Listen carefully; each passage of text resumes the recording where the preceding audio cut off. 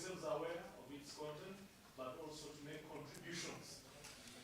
Because the negotiations are usually handled by the ministries of foreign affairs in the multilateral desks. So, this afternoon, we have empaneled these things. One of the youth in Jerry is going to moderate the session. Ideally, we are going to be hearing from the people on the panel what their organizations do, what brings them to Nairobi, and what they would expect us to do to support what brings them to Nairobi. Those are the general ground that we are going to cover. Tomorrow, the young people will be drafting a declaration. What will be the outcome document of this event? So we'll spend several hours thinking through what they need to say to the UN and to the world about what the future should look like from the eyes of the young people who are pro-family, who are pro-life, who are pro-freedom. Okay. That declaration that they will draft will be read on the afternoon of Friday, a time like this. Okay? We'll be convening to read that document. So generally that's the path we walked, and that's where we are headed. Now, I'd like to welcome you all to our panel discussion. We have with us Henk van Schottorst from the Christian Council International, Max from Heritage Foundation, Bill, Powered Youth Coalition, Joy from World Youth Alliance, and Grace from Heritage Foundation. Jerry, if you'd like to take over from there, carry on. Sorry, I'm just going to sit here.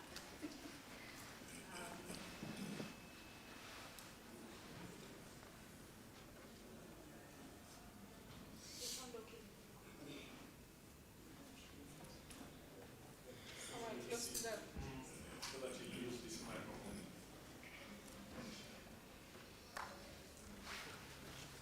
Sorry.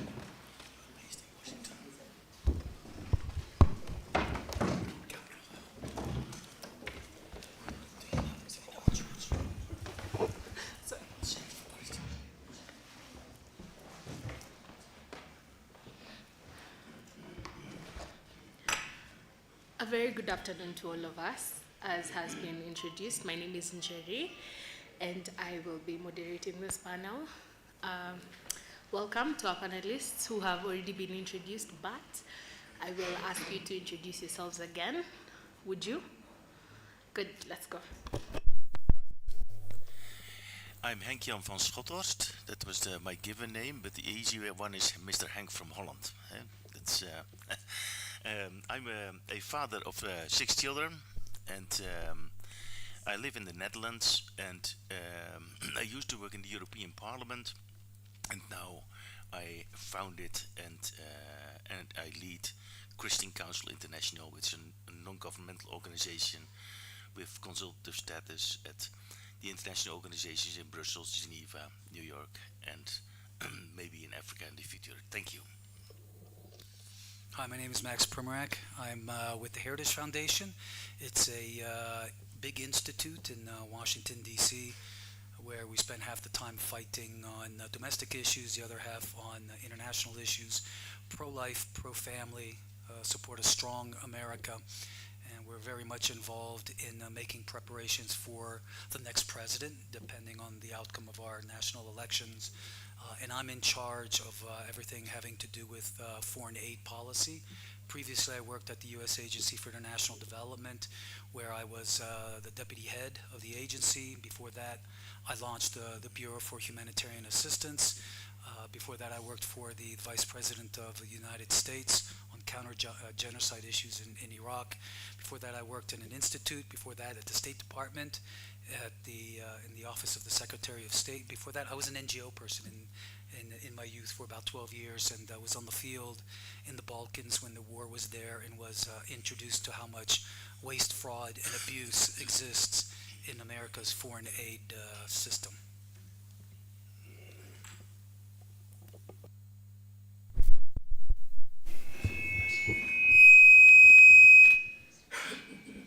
Good afternoon, everyone. My name is Mabil Madid Jodit. I am a South Sudanese.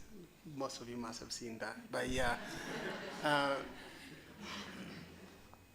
I currently sit here for representing the Empowered Youth Coalition, an organization of vibrant young people that are dedicated to fighting for pro-family and promoting life in Africa, but also beyond. I also do other things. I'm a lawyer by professional, and of course, I work with a group of young people called the East African Community Youth Ambassadors, whose mandate is basically to champion regional integration within the East African community. Thank you very much. Good afternoon, everyone. My name is Joy Maina. I work for World Youth Alliance, an organization that focuses on promoting human dignity from conception to natural death. Yes, thank you. Hi, I'm Grace Melton. I'm also with the Heritage Foundation based in Washington, D.C., but I cover our life and family and religious liberty issues at the UN, so I spend more of my time in New York. So this is my second time to Nairobi. I was here in 2019 for the ICPD 25 summit, so glad to be back here again.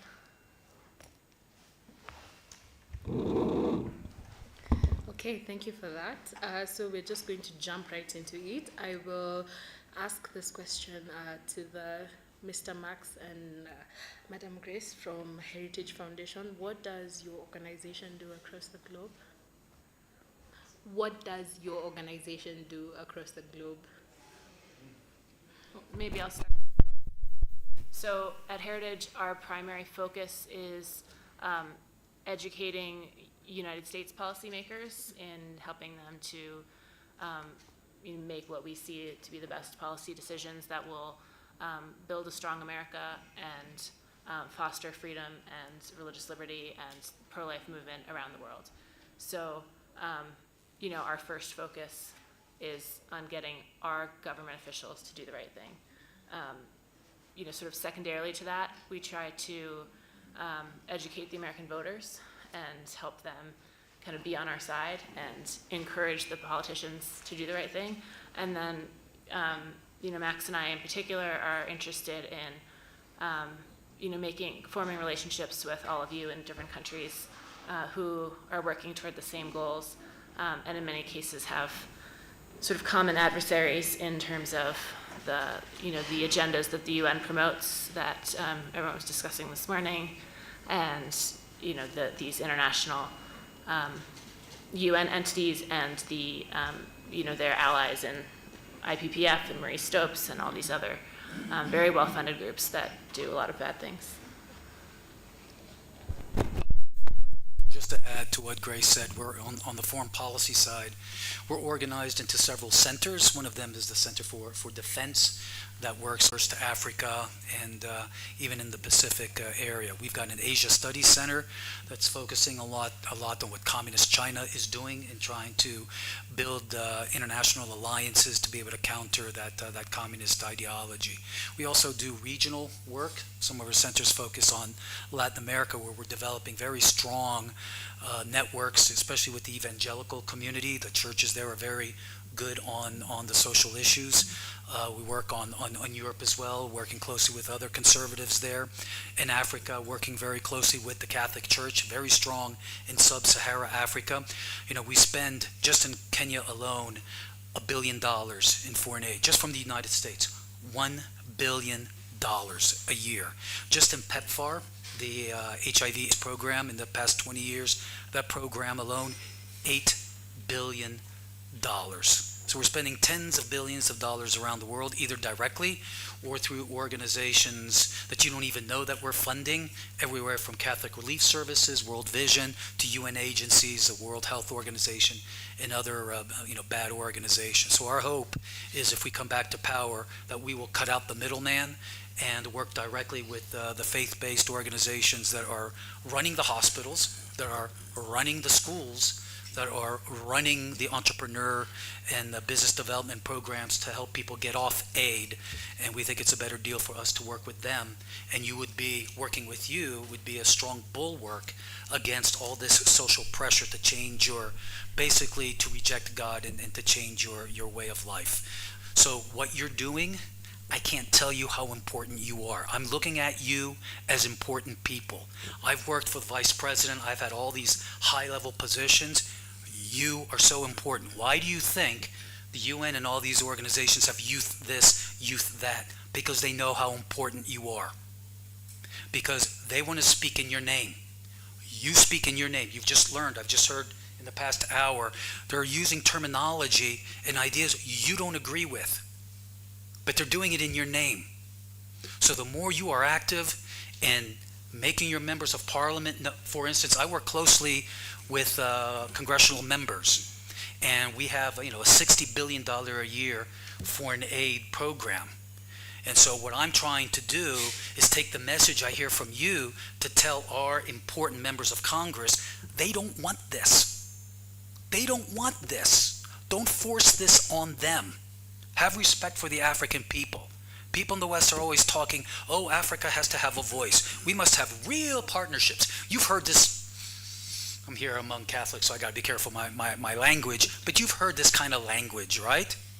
It's a big lie. They are indeed making lots of money, as you've heard earlier. It's a multi-billion-dollar industry. And when I talk to people here in other countries, and I say, oh, we're spending this much money, there's confusion. Where? Where is all this money going towards? So what you do is so important. You influence your parliamentarians. You influence your government officials. You become those members of parliament. You become those officials in the government so that you can influence change from the inside. That's what we're hoping what will happen in November.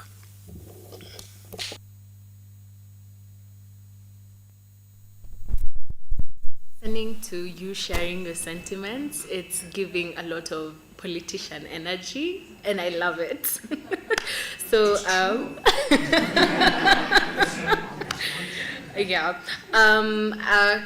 Mr. Hans, would you like to tell us what CCI does? Yes, thank you so much. Yeah, Christian Council International, where does such an organization come from? I used to work, as I said, in the European Parliament, in the Foreign Affairs Committee, and there I saw that you have a European Parliament, then you have the European Commission. They are initiating legislation that are tens of thousands unelected bureaucrats, a bureaucratic elite. They come up with all kinds of proposals, and the European Council of Ministers are maybe a blocker because they need unanimity on the voting sometimes, many times actually. But many legislative proposals come from that unelected elites, and it is insufficiently controlled by the members of the European Parliament. And that's what I saw, for example, in a very recent 20-year binding treaty, a trade treaty, with the Africa and the EU, the so-called ACP-EU partnership agreement. They name it a partnership, but it is imposed policies which are contrary to many of your legislations when it comes to abortion, when it comes to comprehensive sexuality education, LGBT, and all these kinds of issues which EU has put in that proposal and now imposed it on most of your countries. So when I saw that happening, I thought, who is checking it if the members of the European Parliament can't? And then I saw, I looked around, who is watching them? And I saw Planned Parenthood, I saw Human Rights Watch, I saw Amnesty International, but nearly nobody from ours. And then I looked at it, and many times you look at things and you hope that somebody else will stand up because they are better than you. But there has to be a time that someone has to do something.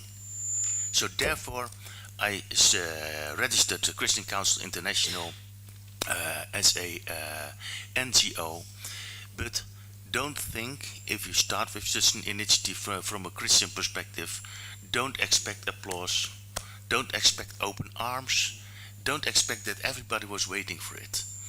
No, I've been, for example, to get a tax exempt status in the Netherlands up to the Supreme Court to get it, because they said you're doing it from a Christian perspective, therefore it's not for the common good, but only in the particular interest of Christians. It was a very hard time. Also, to get the consultative status at the United Nations was a very long year taking process, but you need to be dedicated, you need to be determined, and need to be devoted to the cause. That is what I want to give to you as an example. Don't don't shy away, but go. Yeah. His words, don't shy away, keep going. Okay, so we'll just jump right to Joy and Mabil. Maybe you could share with us what is this your respective organizations observes that are current issues that should be discussed in the UN system, but the UN system seems to have left out these issues, or they seem misinterpreted or underrepresented. Generally, what is this you think should be discussed in the UN system and seems like does not receive enough attention from them?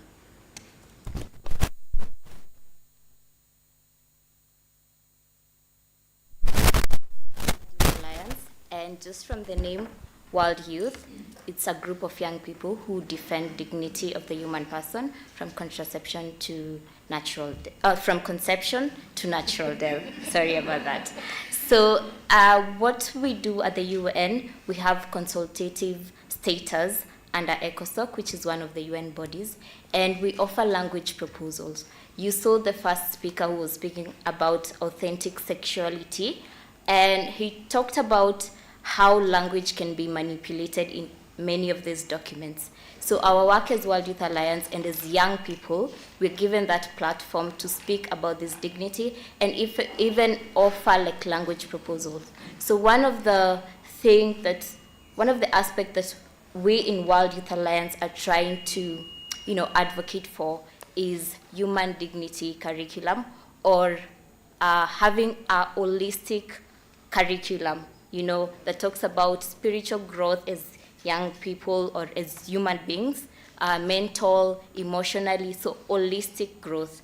Yeah. So our main challenge in the UN and even in the education system is about the comprehensive sexuality education that has come down to our countries and it's being taught in schools. So we try as much as possible to have this curriculum that we have. It's called the Human Dignity Curriculum, implemented in so many schools so that at least we can give an alternative to comprehensive sexuality education. Another aspect is regarding women health. So we have, again, I'll cite the first speaker who talked about authentic sexuality, and he said that we are being taught the wrong things in school, and it's not by accident, right? Because if they're not being taught even in their medical school, then us who don't even, us who haven't even gone to medical school, then we don't even have this information. So it's not by accident. Probably it's planned, I don't know. But I just know it's not by accident. So one of the things at World Youth Alliance is to try to empower young women to understand their bodies. And what the first speaker said, he talked about an app that you input your symptoms, like your indicators as women, like not an app that can actually tell you when you're going to have your menstruation, not an app that's going to tell you when you can ovulate. So we try as much as possible to empower young women, and we have apps for this, which again will give you this information to understand your body. And even if you need to go see a doctor regarding this, the speaker is one of our doctors, so he can help you. So I think those are the major aspects in which World Youth Alliance is trying to push at the UN and also at our countries.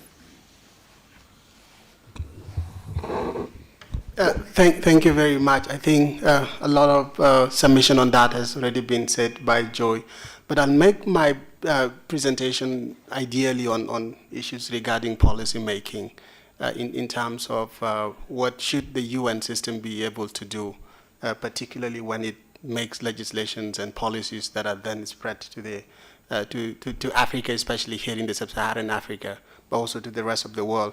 I think fundamentally, young people constitute the vast majority of populations around the world. We've seen here in Kenya, probably even 80%.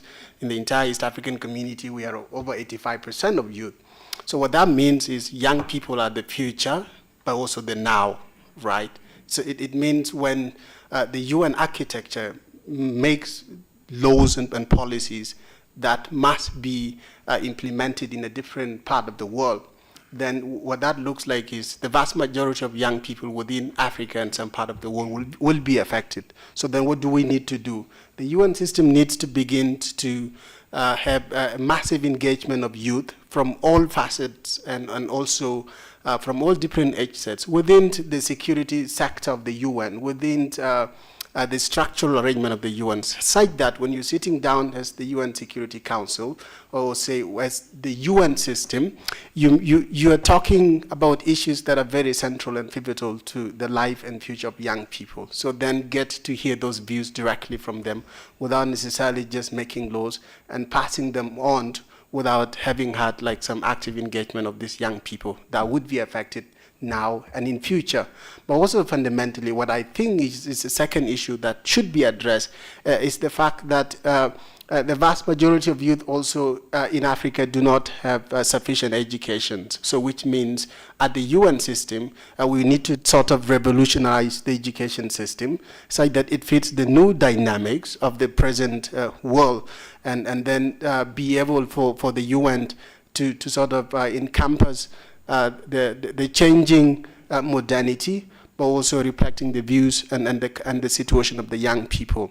It also means that the UN should be able to provide sufficient resources to institutions and organizations around the world that are helping young people build their capacities in different parts of this of development, whether that is in the economic sector or whether that is in the security and defense. I was very much moved by a submission made by Max, considering him as someone who has had some sort of engagement within the United States government. It's very a bit relieving to hear him speak against things done by the US, especially that affect the sub-Saharan Africa, because the UN is a global actor that actually, the US government is a global actor that influences a lot of things on the African continent, but also even in the Pacific, even in some parts of Europe and stuff like that.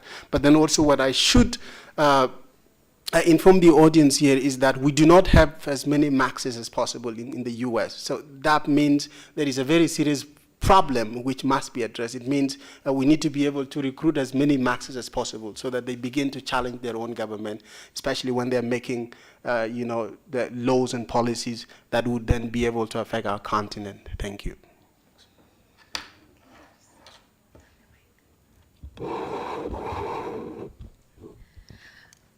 I very much love the insights that the two of you have offered, especially from a young people's view, with the understanding that what Mabil shared is the truth, in that the youth today comprise of the greatest proportion of any country's population. And I believe that any nation or any state seeking meaningful development cannot afford to be youth blind at this particular moment. We are the voters, we are the residents, we are the citizens. You cannot be blind to such a huge chunk of your population. So in the same spirit of understanding the UN as a global force to reckon with, especially in the areas of international law, what do you think the UN, as an entity that has 193 member states and a few observer states, what should the UN be placing much of their focus on at this particular moment from your organization's point of view? I think we can start with Grace here. Well, I think first what I'd say is that we need to remember that the UN is not supposed to be a global lawmaking body, right? The UN is supposed to be sort of this forum for discussion among 193 equal member states. Mm-hmm. But that's not how the UN currently sees itself. It's not how the thousands of UN bureaucrats and the Secretariat approach things. So we as citizens of our country need to get our country's leadership to protect our interests, because none of us here in this room vote for anybody to lead the UN, right? We don't vote for people to lead any of the UN agencies. So we need to have the people who are accountable to us represent us. And that's from like the biggest, most powerful countries to the smallest and least powerful countries. Everybody should have their voice at home, and then your lawmakers need to reflect your interests at the UN. I mean, Max knows, and a lot of people know more than I do about how all of the money, corrupts that process a lot. So we just need to be more aware of what roles we should expect from the UN, and then not let them, exceed their mandates.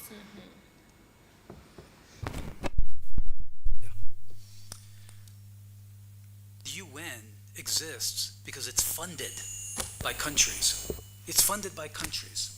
So it's not some kind of independent thing out there. We're all member states from it. They work for us.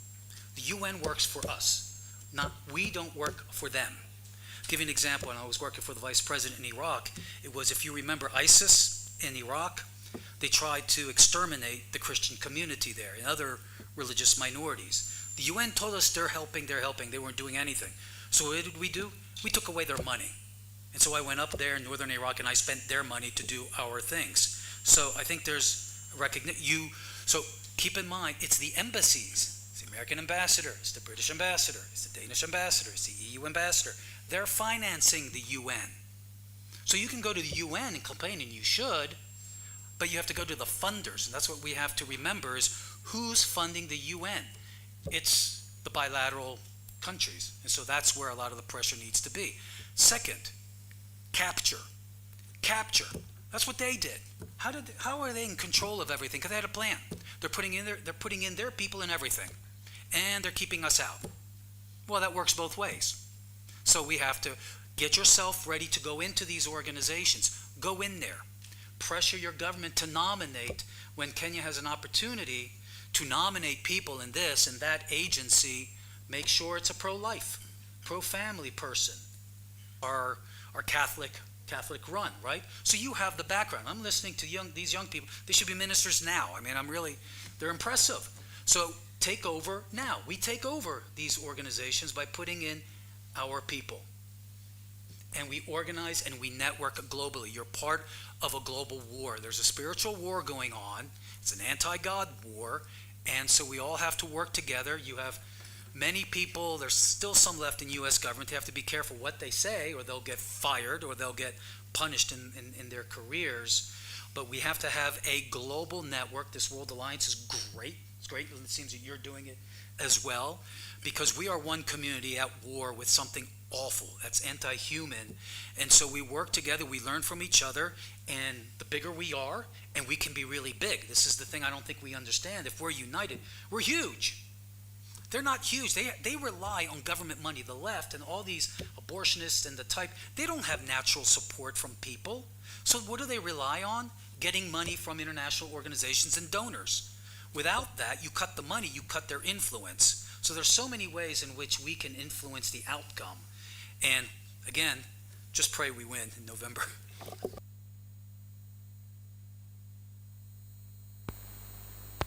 Yes, thank you. Yeah, the place where I love to be the most is my family in the Netherlands, with my children, with my wife. But I'm running around the globe. I'm now here. Last week I was in Uganda. The week before I was in Canada. Then I'm in Brussels. Then I'm in New York, in Geneva. I don't like to be at these places. Yeah, I like to be here. I like to be Kenyans, Karibu Sana. It's always very nice here. But at the international organizations are not nice places. New York. It's a safe zone here. It's a safe zone. I feel the community, I feel the family, I feel warm, I feel, yeah, one of you. We are believers, and that's. But when I'm in New York or in Geneva, we have to be there because it is filled with our opponents. They managed to fill the organizations with all kinds of left liberal libertarian people. So we need to be at these places at least to break the consensus. And that's what we try to do. And if I had a wish, the Human Rights Council, if it would abolish today, it would be a big improvement for the world. Because they are trying to direct and try to set the norms internationally on all these kinds which were mentioned these days. So that's and I can't agree more. Put people at important positions, although it is difficult. What I see sometimes happening that when there is a delegate from a country very strong in the defense of Christian principles, then he is, for example, offered a position, a high-level position in the UN structures. And if you become part of the UN structures, you have also to preach another gospel, another political gospel. Otherwise, you don't fit there. But I agree very much that all the UN implementing agencies should work on behalf of member states and not teaching member states what they should do. So these are just a short some impressions from my side.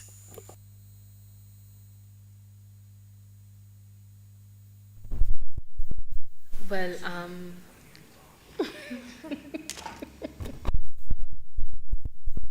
I will give him a question of his own. Okay, now, after enjoying today's session, right from Dr. Wahome's session in the morning to Mr. Kaketo's presentation and up until this panel discussion, what we have in mind, or rather what has brought us here, is whatever is going to be happening or what has been happening this week at the UN complex in Gigiri, right? And the discussions there are going to be what we call a declaration on the Summit of the Future. And the Summit of the Future is looking like a potential replacement of the Sustainable Development Goals from 2015.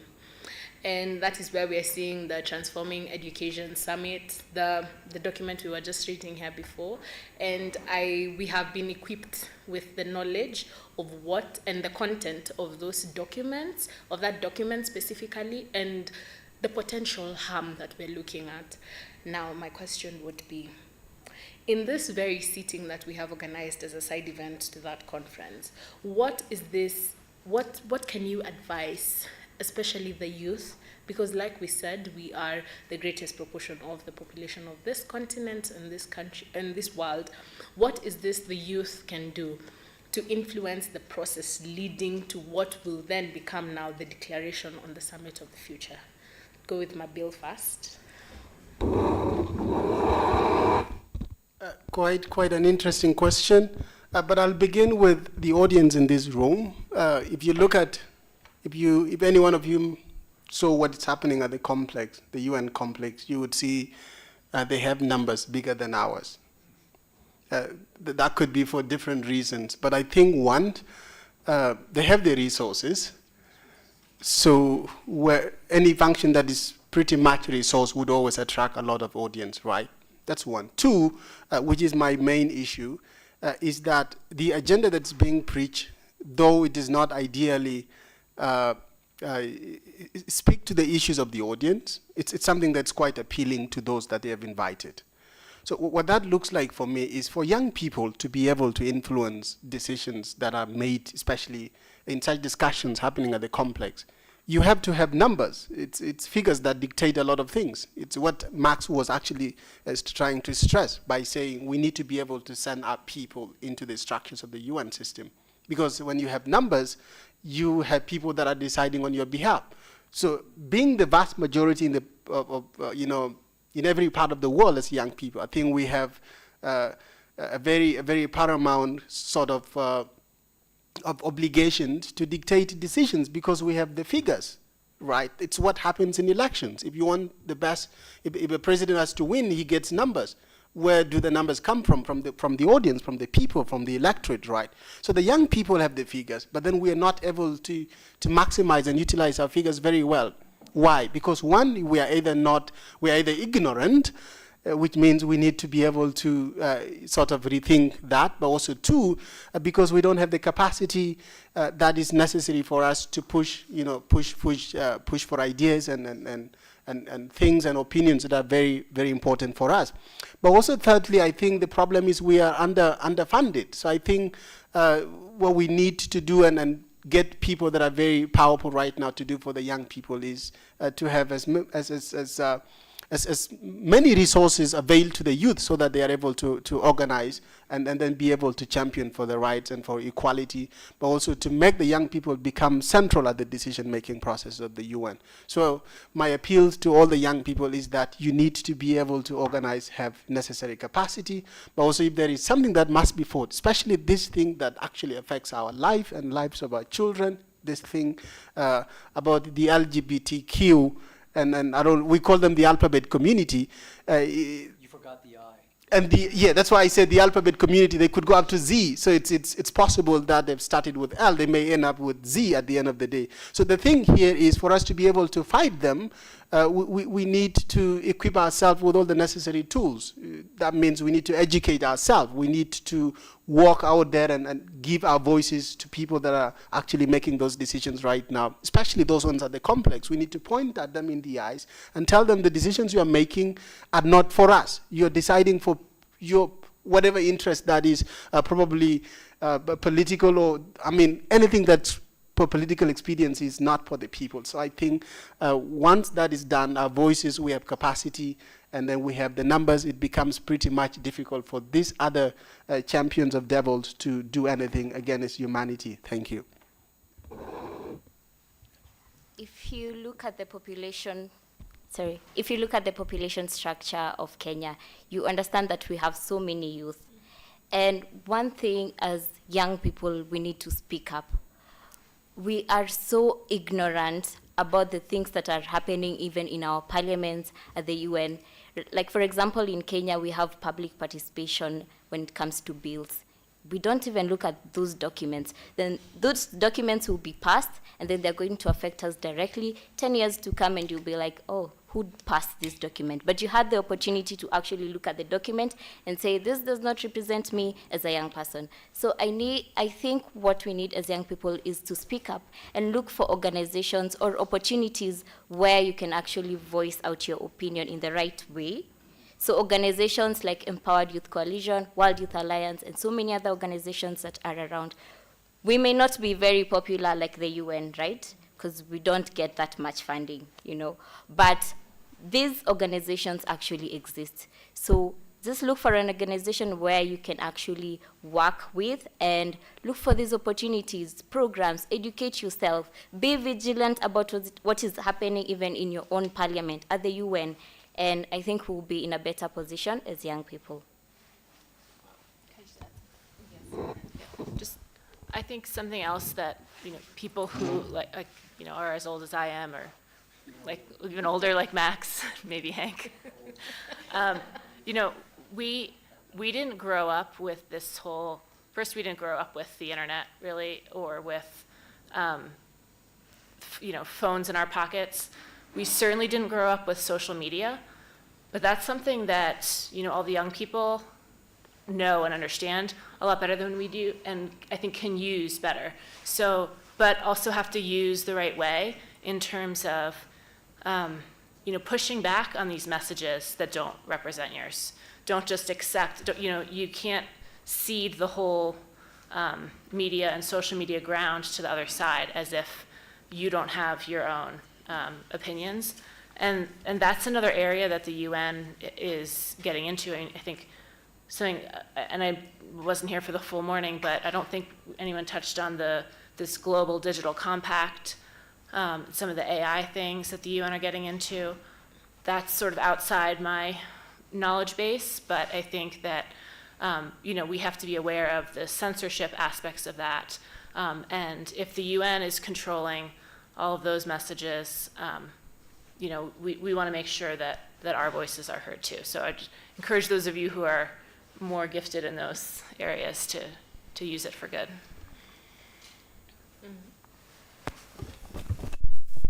You have the numbers, and you have social media. The regular media is not going to be your friend. They're captured, they're compromised. But you have social media, and you know how to use it. I do LinkedIn.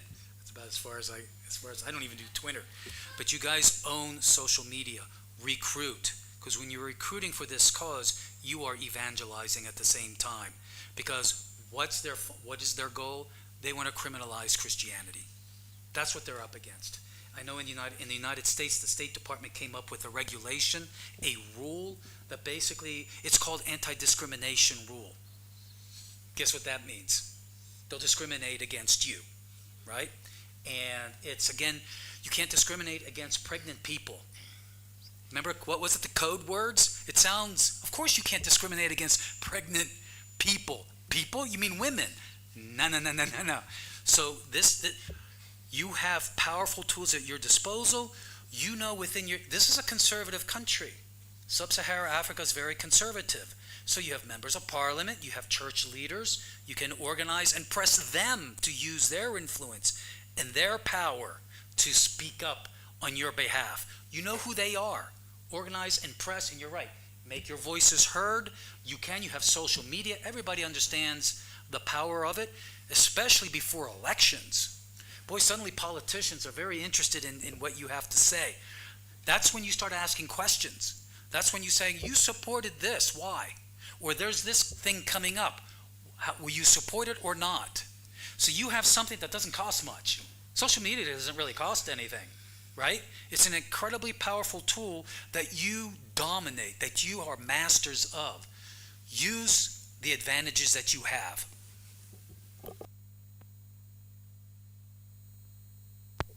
Yes, and I totally agree. And also look for options, possibilities for places to take public responsibility. If there is a place in the town council or in the school board or in these kinds of responsible positions, take them, consider to take them, or let someone take them with a principled life. That's very important.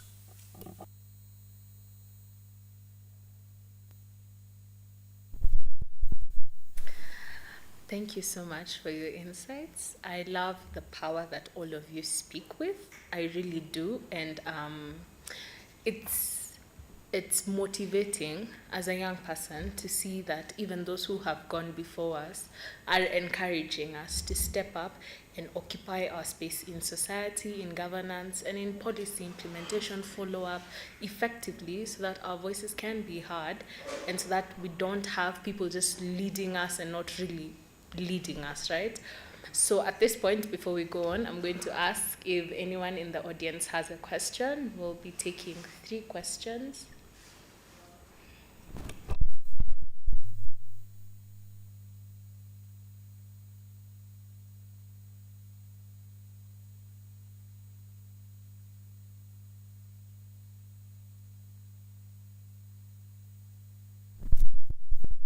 Maybe. Hey, you people. Hey. Okay. Yes, please. Thank you. Okay, a comment.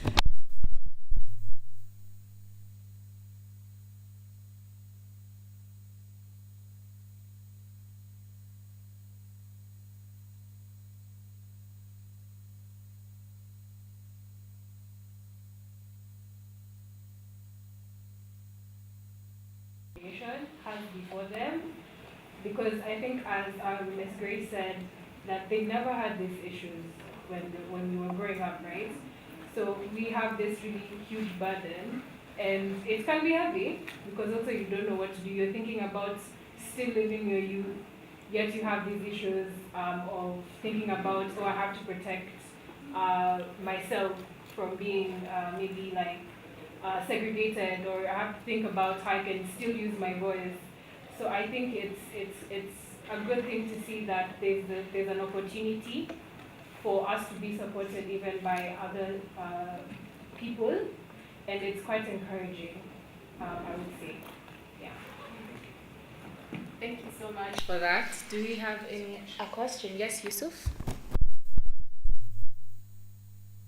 Wonderful time. I just have a brief question.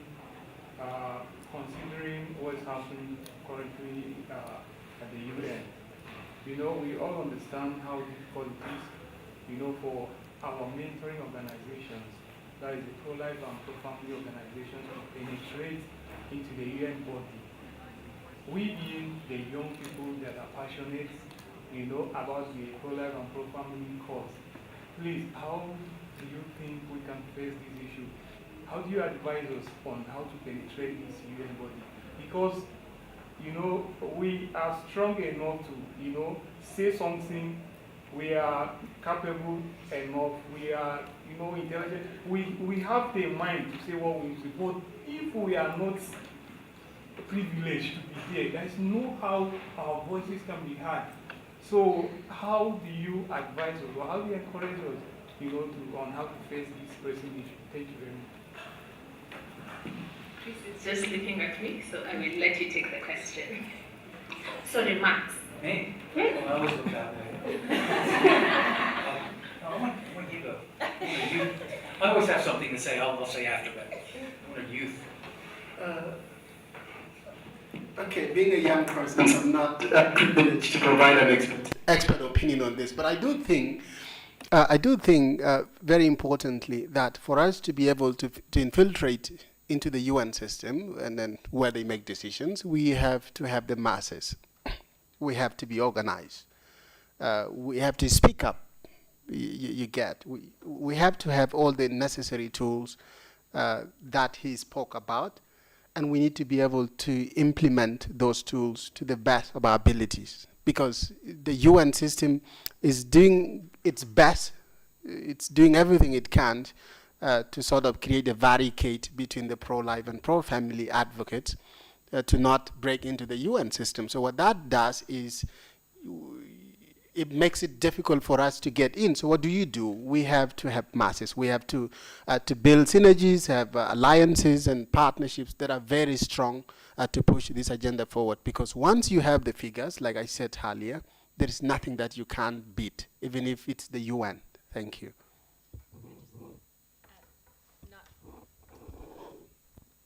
Not to disagree with that, because it is helpful to have the numbers, but there's also a lot that you can do yourself without the numbers. I think that, first, the UN and all of its bodies, they ask for input all the time. You just have to give it to them. Like what Joy was saying, in Kenyan legislation, it's every single one of these, 50-some UN human rights experts that give reports, some once a year, some twice a year, to the General Assembly and to the Human Rights Council, put out on their website a call for submissions to help inform their report on whatever. I just wrote one last week about violence against women and girls in sports. And so, I'm not a professional athlete, but I'm a woman and I have an opinion about, how women and girls are subjected to violence if a man who wants to play on a women's sports team calls himself a woman. And so I can write that report, but every single person in this room can write a report. You don't have to have, a certain, expertise to do it.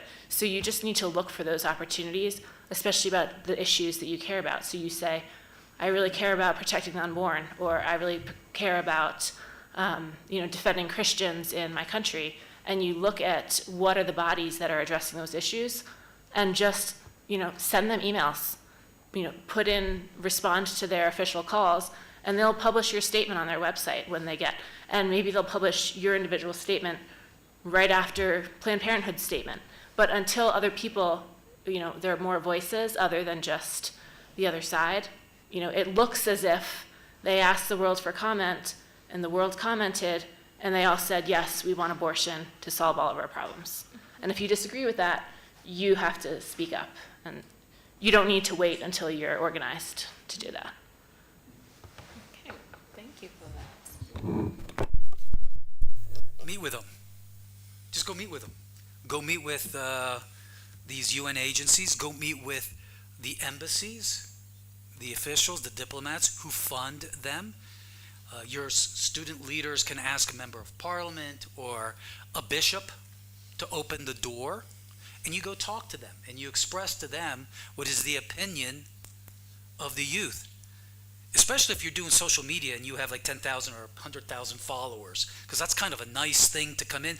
By the way, I have 100,000 followers. I don't know what your numbers are, but I'm sure you can generate some big numbers. Now, I'll give you a secret. I've worked at embassies as well.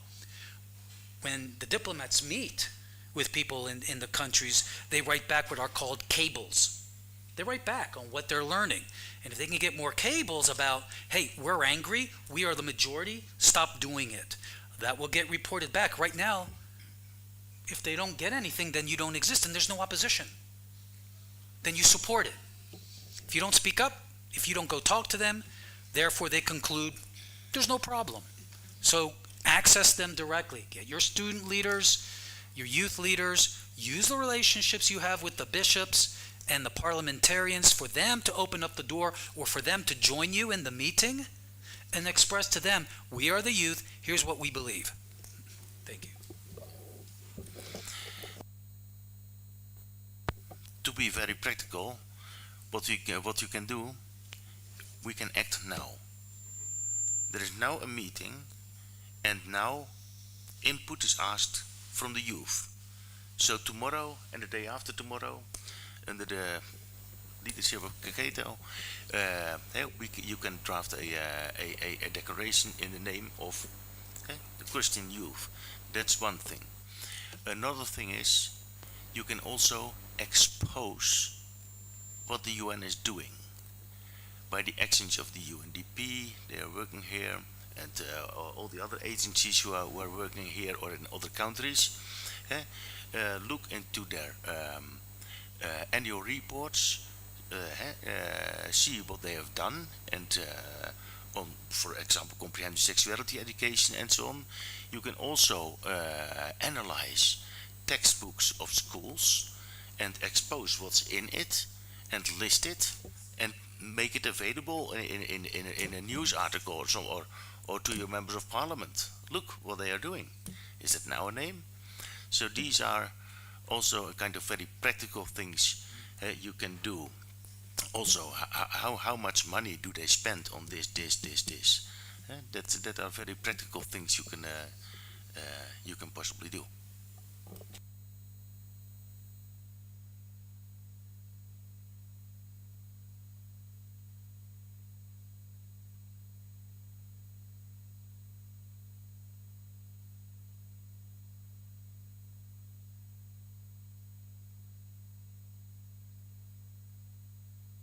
Happening that I've never been able to know about. My question is, what happens if we start exposing all that they do? What happens to us? Do we have any form of protection?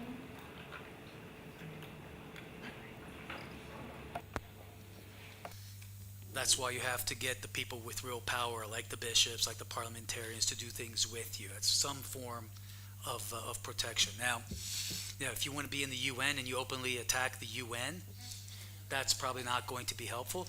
But then again, where are the bishops, where are the parliamentarians, where are the important business leaders and all in placing real Kenyans into these positions, right?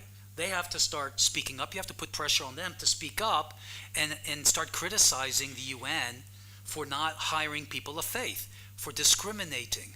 You start accusing these northern people of discrimination, they don't like that. But that's exactly what they're doing. So there has to be a full campaign with social media, getting your powerful people to help you out, to speaking up, and all these things together. You start changing, you start upsetting the comfort zone of people. And then if you speak up in social media, when you get the meetings with important people, you amplify it with social media, you become part of the conversation. The more you become part of that conversation, the more seriously they're going to take you. And then you got to hope that some of the funders like United States are going to be run by conservatives and Christians, because we're going to be pushing far more in the UN system that they stop this discrimination, because we see in our own government, we have a political sociology problem, is that in our aid industry, both in the bureaucracy but in the aid industry, it's 98% dominated by the left. All the people working in it are in the left. We need to change that sociology. That's why I'm calling upon you to be smart, do it with kindness and Christian generosity, but you have to tell the truth at the same time. And I think you can do it in a way that is generous but clear. And clear. Again, pray we win in November. Yeah, no, of course, that we will do. But also, when I'm in Geneva, in a room, for example, with that independent expert on sexual orientation and gender identity, and when I have a contribution in that room, then there are 47 member states of the Human Rights Council on a rotating basis. Half of them don't show up there because they are against this position, which was just narrowly came into place in 2016. But there are about 20 delegates from the countries and some 100 people from sexual rights organizations, NGOs. And that are informal consultations then, and then you can speak up on the program he is proposing. But when I'm speaking there, it is, you can really a needle here falling. So many times you are alone, but not totally alone, because we have God, and that is so relaxing. So look at from that side. Think of the cross. Yeah. Always think of the cross. Yeah. You can be alone, but not totally alone. Thank you.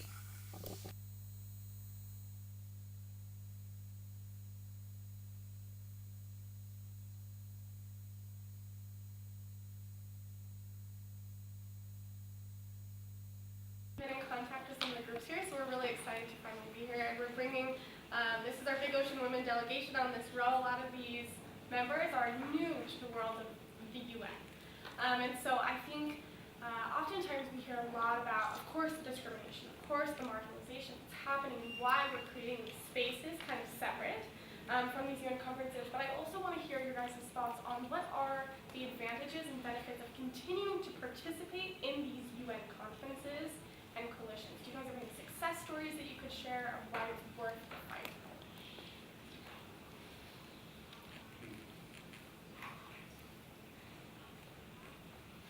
Say that again, ask again. Can you tell me more about the advantages of continuing to participate in these UN systems? What are the benefits? Because if you don't, the bad people will. Right? Who's going to get the money? Who's going to get the programs? We have to shift that. Like I said, the sociology of the industry is all on the wrong side. So if we just pull back, we did that in the first year or 2 years in the Trump administration, and we did nothing at the UN level. And all of a sudden they're taking over. We made no change. It's the same people in the previous left-wing administration. That's why I'm encouraging everybody to go in. And keep in mind also, you're networked in with a lot of international organizations, Family Watch International and others, with us, and you identify cases in which they're funding bad things. The UN is funding something, abortion or something like that. Let us know. If our members of Congress in the United States finance this stuff, but what happens is our agencies are telling them, oh, no, it's not true. There's no proof. It's not true. We need evidence. And you're at the grassroots level. You're at the youth level. There's so many programs for youth. You get a flyer, something that is pushing a bad agenda, get it through your network so that eventually can get back to us in Washington, D.C., so I can go to the chairman of the Appropriations Committee and say, see this? Here's proof. You want proof? So when you give them money, you put in a line saying you can't do that. Or a line in there cannot be any anti-Christian discrimination. Right? So we can legislate against many of these things, but since they're not going to give us the materials themselves because they know they shouldn't be doing it, we have to count on people on the ground to get it up into the international networks, especially to us in Washington, D.C., so that we can have the proof and show the appropriators who actually sign off on the money and write the laws, the appropriation bills, in a way that will support you and not them. Maybe one addition, why to be continuously there. The left and the liberals, to name them, they constantly try to make new UN consensus language, new international norm setting, like that abortion becomes an international human right, or that sexual orientation and gender identity becomes UN consensus language. We need to be there to support and encourage, especially African delegates, to stay strong and put their finger up if something comes up there, so that they can break the consensus on these kinds of things. Otherwise, abortion can become an international human right. And in which world we come then to live? Thank you very much for your question. I just want to give a practical example of why it's very important to continue to engage with the UN, even if we do not agree with what usually comes out as a result. In my country, we have had a series of conflicts since independence, and the UN set up a mission, they call it the UN mission in South Sudan. That was particularly done to help the government stabilize in terms of the security issues. Now, what the UN has done is beyond the mandate that was given to the mission. They have now penetrated into the society, and they are doing other parallel things like teaching, incorporating the comprehensive sexuality education into, the system and curriculum in South Sudan. And that to the local population appears to come from the UN, say General Assembly of, say, from the UN Security Council. But then the mandate was entirely different. So it's very important, say, that if, for instance, a good person was at the UN Security Council where the mandate was, where the mission was set up and given a particular mandate, they would then be able to follow up and see if that mandate is actually what is being implemented on the ground. But if you don't, it's other people deciding and implementing entirely what is very contradicting to what, to what's on the ground. But also secondly, it's important to note that if you don't get to participate where decisions are made, someone else will make decisions for you. And that's deeply problematic in my honest assessment. So I think the UN will continue to exist because it was set up to help governments in the world become stable and also build prosperity and development for different nations, especially those ones that are struggling. Now, if they are development partners and we are frustrated with what it has done so far, then it becomes fundamentally problematic, even more, if we don't, keep engaging with them. Because every time, for instance, the UNFPA that is everywhere, especially in Africa and Sub-Saharan Africa, they're doing a lot of things. They're penetrating into governments. They're influencing policies. They're reaching out to kids. And whatever they are doing is very destructive in a way. So if there is a conference happening, in which case most decisions made at those conferences are what are transferred into these UN architecture and systems. So you would then risk having different UN institutions implementing things that are very destructive for humanity, and that's something I don't think anyone of us in this audience would like to raise. Yes, let's take your question, please.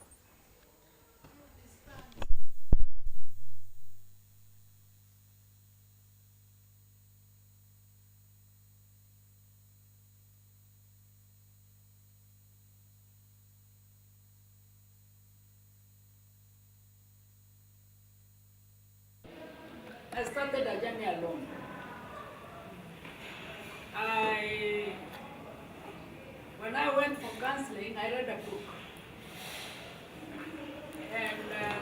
topic talking about family, career. And when I read that, I realized we are missing something. And I decided to write a page 1 concept. I wrote about 3 pages. And then I went to a lawyer. I asked her, I need your help here. And I was writing actually to the president of this mission. And she told me, when you write so long, they won't read. So I went and reduced the material, but keeping the objective. And I got another lady at the telecommunications, because I'm a teacher, I needed someone now for social media to help me in wordings. And I took the material to the office of the president. And I discovered the office of the president. Actually, as they are saying, you have to talk. No fear. You know, the youths fear a lot. Especially when you tell them to go and they talk to the church leaders. They don't find it easy. But now, this forum will give them the energy to go there. So we wrote the letter, and I went to the Council of Governors with is it called a software? The real paper that I was told by someone there. If I leave it there, it will be in the shelves. Nobody will write on it. So I said, I'm not only going to, they gave me the Gmail, the email. So I looked for the email of everybody else. I looked for the email of the parliament, I looked for the email of the Senate, I looked for the email of the Council of Governors, and I wrote the same, and I sent. And even the Chief Justice. And they all replied. But the homework that they gave me was very challenging. And so, and I also, because of the councillors in this mission, I took to the head of the councillors. At the end of it, it was taken to the Ministry of Labour and Social Development. And they are going to launch the family policy next week on the 15th.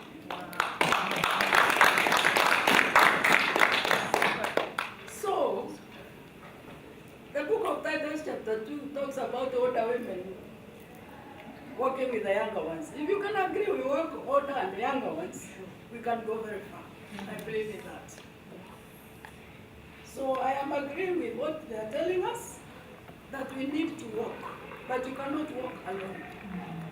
You need to form even making, there's another, I think she's the one I was telling, that you need to go to the Ministry of Education for collaboration. You need to collaborate with ministries. And I also advise the Ministry of Labour to collaborate with the ministry so that the education that is needed, it should come from us. And it should be in the school curriculum so that the children learn the right materials. And we continue doing that. So I am encouraging. From that experience, I've seen you can do something and it can happen. Things can happen. Blowing the whistle, Ezekiel chapter 33, things can happen. You are talking about money, I feel like coming to America to borrow money because I handle a girls' brigade. I'm not borrowing here, don't take me wrong. And we teach girls and boys, we have something called Girls and Boys Brigade. Even there's a company that was opened in Nairobi by a NAIROBI who was from my church. They are training children there. So we have those two groups, Boys Brigade and Girls Brigade. And prevention is better than cure. Let us not wait until we go for treatment. If we prevent with the young children, it will work very well. And the Bible talks it. 12 years, that is when Jesus started asking them other questions. So between now and the 12 years and 14 years, When we give people knowledge, they'll be able to say no or yes.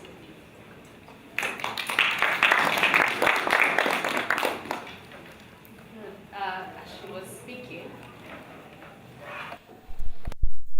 think about was a quote that says, a black woman is speaking, be silent and listen. That is all I could think about while she was speaking. That's very powerful, and to see that you actually took a step towards something, and we are now going to see the fruit of your labor. So, thank you to you.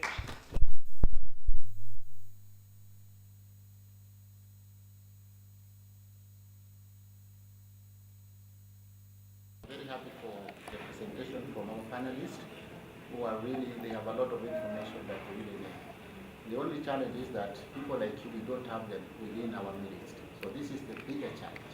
You are talking about the structure of the UN, the policy process making, and how we can actually infiltrate that structure so that we make decisions together.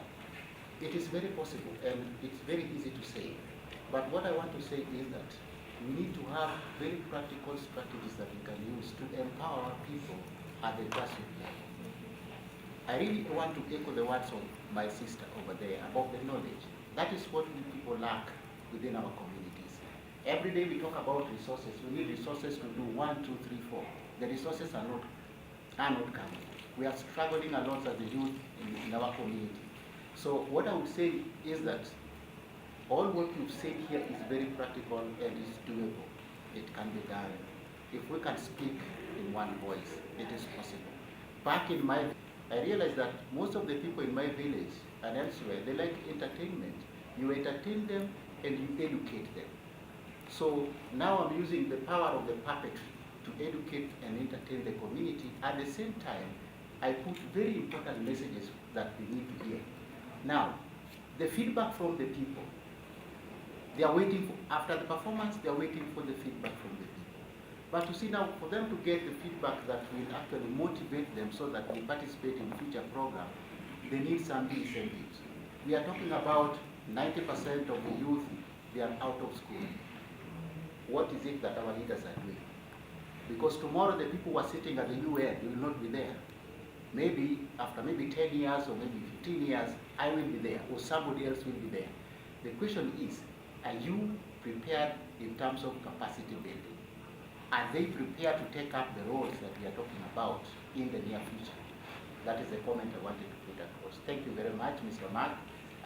I'm looking at you as my mentor, you as well, and the rest of the panelists. And I believe this conversation is not going to end here. We are going to be very good friends, you know. Thank you very much, and may God bless you. Yes, yes, sir. Okay, thank you so much. My question is strictly on funding. We all know that one of the reasons these guys from the other end are making progressive moves because they have, sufficient funding. I believe in Africa we have passionate youth that can stand to the gap. We have youth that are so passionate about the pro-life and pro-family cause. But because we are financially incapacitated, there are so many things we cannot achieve. Let's just face the reality. There are so many things we cannot achieve. So how do you advise us, on these financial issues? How do we face this problem?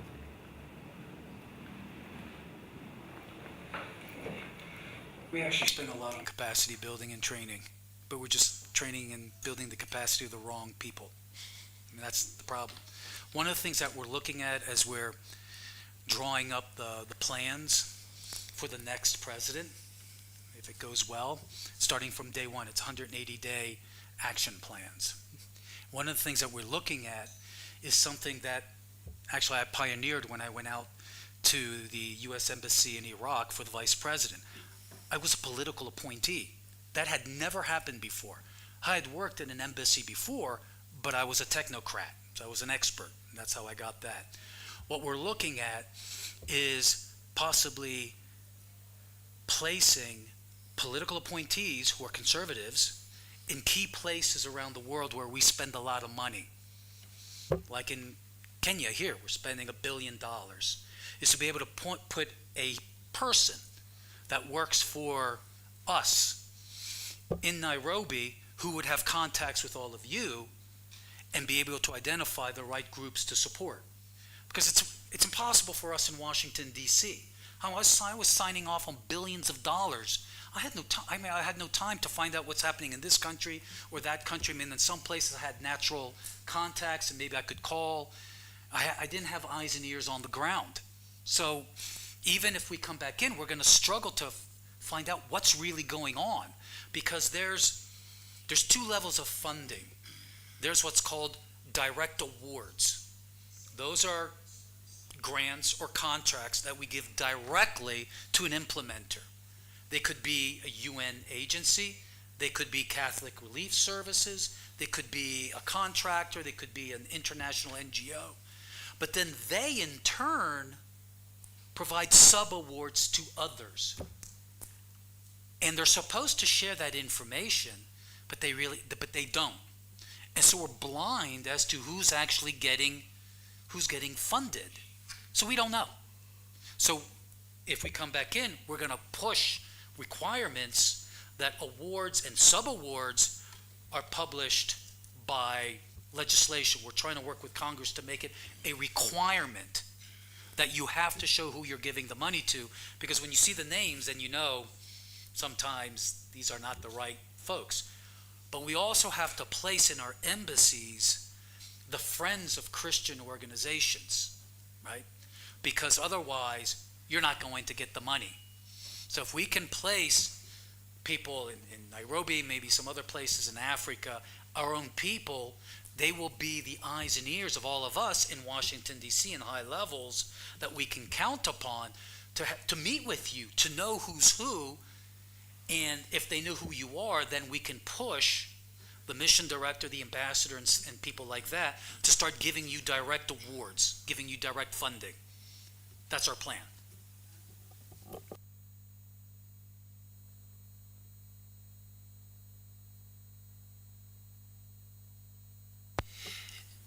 Yes, but there is also another way. It starts with having a conviction that you know what is needed to do and you are going to do it, even if you don't have any money. When I did this endeavor 11 years ago, I came from the European Parliament and from the Foreign Affairs Department. I had an income very reasonable. Then I came in that court case I talked to you about, and in all kinds of difficulties in the setup of the organization, and they end up to do the work 5 years pro bono. That's quite something. We have a family of 6 children. It cost my wife, had to go directly to work, so we could barely survive. But we did. We did with the help of the Lord. So, just don't wait for money, just start, but then you know where to start. And then I have a very practical suggestion, which costs no money, but can be very effective. Have you ever heard of the UNESCO? UNESCO? That is the United Nations Educational, Scientific and Cultural Organization. They have established with Eastern and Southern African countries the ministerial commitment, the Eastern and Southern African Ministerial Commitment on Comprehensive Sexuality Education, the ASA commitment. Write it down, ASA commitment. They have also organized a so-called youth group, Young People Today. Young People Today, write it down. They have made a report. It just happened, I think, 1 or 2 years ago, that for the second 5 years, also Kenya became part of this ASA commitment. there is a report on, and young people today, Time to Act Now, they have a report, and the name is, of the description is, why adolescents and young people need comprehensive sexuality education and sexual and reproductive health services in Eastern and Southern Africa. Read through the document that costs nothing and go and analyze the textbooks in your country and make an analysis and show that to the media, show that to the public, show that to the members of parliament, not only here, but also in other countries. That costs nothing, but that is a very practical suggestion for a start. Thank you. We have to agree that that was quite an informative panel. Thank you to all our panelists. It's been amazing listening to all your insights from various perspectives, that is from the youth and also those in global organizations that are championing for the values of the family and the pro-life agenda, if I may call it so. So I'm going to wrap this up with a short story, very short, very small, right? So when we joined campus, our idea, yes, the reason why we were pursuing some degrees, right? Big names of the degree courses we were pursuing. We wanted to be ambassadors, right? And that means being directly involved with the United Nations, because that is how states today conduct international relations. And along the path somewhere, after really getting a deep dive into what the United Nations is doing in the name of international cooperation, global governance, we have now changed our minds. And it's quite unfortunate, but we have changed our minds. And I wish that small, or that switch we have experienced in our lives from the realignment of our life goals, I wish that is what most of us here can experience, so that we realize that we actually need to stand up right now and speak up before we are misrepresented, and then it will cost us the rest of our lives. And it starts as small as refusing to do something. Like there was one Google form we were filling to attend an event, and then you know how they ask you for your name, your email address, then your sex. Then you were supposed to choose whether you're male, female, cis-male, or cis-female. And I was just like, what is this? What is this even? Right? And so you automatically you're like, if that's what is on the Google form, what am I going to be told when I get there? Right? It's as simple as those small things, right? Let's not say that we can't act as young people because we don't have resources at the moment, or just start a small conversation. I started a conversation with my cousins who have their children who are now in lower primary. I asked them, you're told to buy books in school, right? You're told to buy storybooks. Have you ever sat down, taken one of your child's storybooks and read? Do you know what your child is reading in school? And that woke several of them up, right? Just stay informed, want to know. They're saying this, okay, what is this? It's called comprehensive sexuality. Okay, that's a good title. What's the content, right? Let's not be ignorant, like she said. Let's have want to know and to be active. That's how we're going to change things. And on a lighter note, social media indeed is a very powerful tool. I remember one time, I think for Kenyans, this is for the Kenyans in the house, our former president literally stood in an official gathering and said he has gone off social media because of how much we are insulting him there, right? So if we can do that to a person, that's how we are getting things known out there. That's how people are knowing that people are being ravaged by floods in Kenya, right?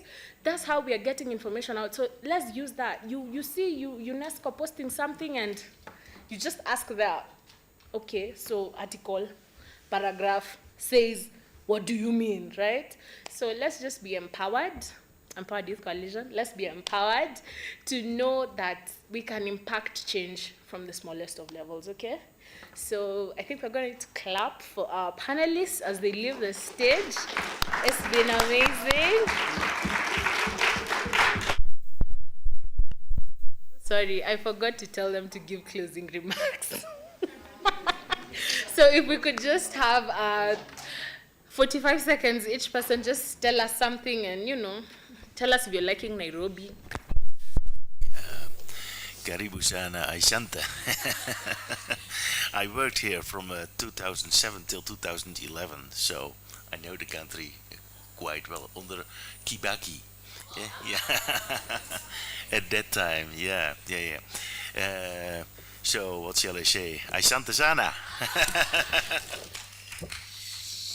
I've been talking too much, but there's someone very famous not that long ago said, "Don't be afraid."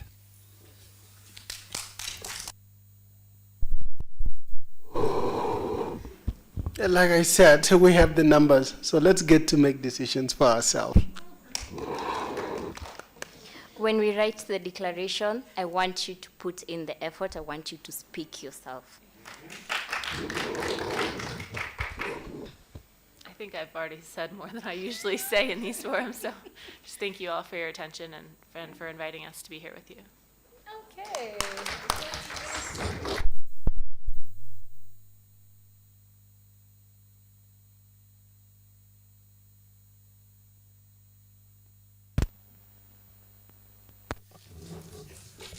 So thank you very much all for this afternoon engagement. We had a little bit of warmth. You heard about the global AI compact. Huh? AI is supposed to be artificial intelligence. It can be deployed for good and it can be deployed for evil. So it can also be deployed to hunt us down.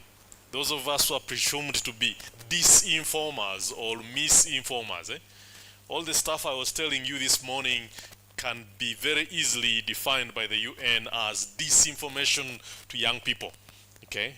But as I told you, I'm happily conservative and I will continue doing it. Okay? Part of what you will examine tomorrow as you do your declaration will be the compact, the global AI compact. There are several compacts that are being proposed to form the content of the summit of the future. And the discussions will be happening in September. They would wish that at the United Nations General Assembly, all our governments do what? Sign off. So we have real work to do. I am told that the negotiating office is the Department for Multilateral Affairs in the Ministry of Foreign Affairs. Okay? So whoever it is, I don't know, Dr. Nyona or someone, we need to find out who it is. What were IR? People of IR, where are you? International relations people, let me see the hands. Please find out who is negotiating the global pact, okay? Find out which department we need to be locating. And if they don't open the doors for us, find out which churches they go to. Okay, so we go through their pastors and tell them someone is cooking something evil for us here. Okay, yeah, so that we exert some sort of pressure in that sense. We've been here for a whole day. No one proposed a hashtag for what we are doing, so we've not even trended at all. And yet at the time of reading the declaration, we need to trend. Okay, so it is necessary that you think through the hashtag that we will have to use. You need to think through the name of the declaration. I know you will spend some time on it, but rack your heads overnight and see that you get a name that will be used subsequently, because the document you release is the document we will be sending around to whoever we can send it to. Okay? That there are young people who met on the sidelines of the UN Civil Society Conference, and this is what they think about what is going on, and this is what they are proposing. Okay, we will not put your names, we will put organizations, okay? so that none of you is directly targeted for. You still need the jobs, isn't it? Yes. Okay. The other thing I needed to point out is our timing tomorrow. Okay. Please wake up with this place as your starting point. The earlier you start, the better, because we will come back from Gigiri, those of us who have tags, in the afternoon to join you in discussing the draft. Okay? So that by the time we go to bed tomorrow, it is polished well enough to be read. Okay? We will put in some time on it on Friday morning, and then we read it in the afternoon. Now, the people who are going to the UN premises, we need some guidance from you. When should we meet on Friday? Those of you who have access to the premises. Have we already chosen where we are going to be, which sessions in Gigiri we are going to be at? Anyone has an idea? Which meetings we are going to join in the UN premises?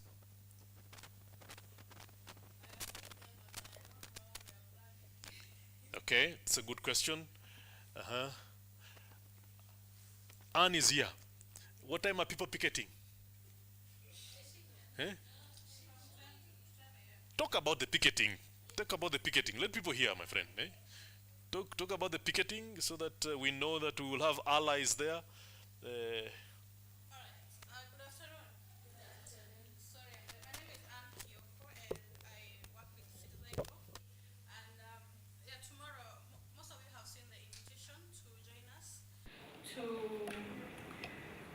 To deliver a petition with 273,000 signatures asking the United Nations to stop criminalizing Christian beliefs. You know very well that we are facing an era where saying that LGBT is wrong. You saw the court ruling the other day in Mombasa. Saying abortion is wrong, you are taken to court. So the UN has been at the have been leading this, and you have seen a lot of policies, a lot of documentations coming from the UN. Most of them not binding, but still they are being used. So we are gathering tomorrow from Warwick Center at in Gigiri at 10 a.m. and we'll proceed all the way to the UN offices. I'm just from there to get everything well done so that we don't get arrested, but we are not afraid to be arrested. But we have done the necessary applications.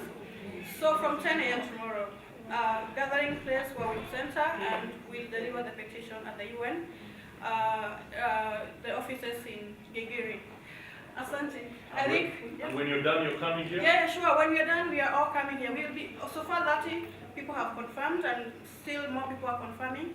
Once we are done with the presentation of this petition, we will come directly here to continue with this discussion. Very important discussion, actually. Thank you. All right.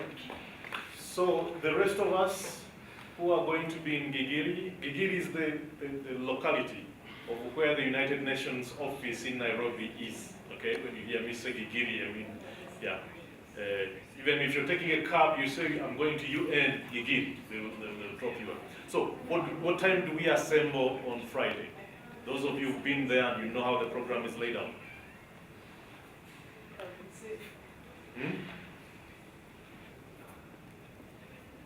Okay.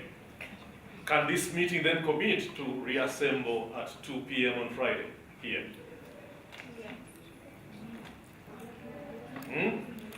I'm looking at the people with tags in UN because the session in UN ends mid-morning on Friday. It is not the whole day. It ends around 12 like that.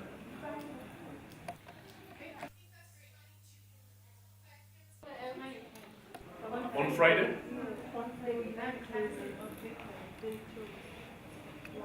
You sure it's going on until 5 on Friday? The press conference suggested something else. Okay. So maybe we say tentatively 2, and then maybe if there's additional meetings, then we push back. Okay. We would like to make it on the evening news, so it's better we do it at 2. See if some media houses might be around. If they're not around, we record ourselves and we publish ourselves. We don't care. We will publish ourselves. So 2 o'clock we reassemble. We reassemble to have ourselves read, and we need media. Achia, whoever, they should know what is happening here. Live site news, let them get to know what is going on here. And yeah, that's it for now. Young people, please, all of you, come back tomorrow. Okay? 8 a.m. from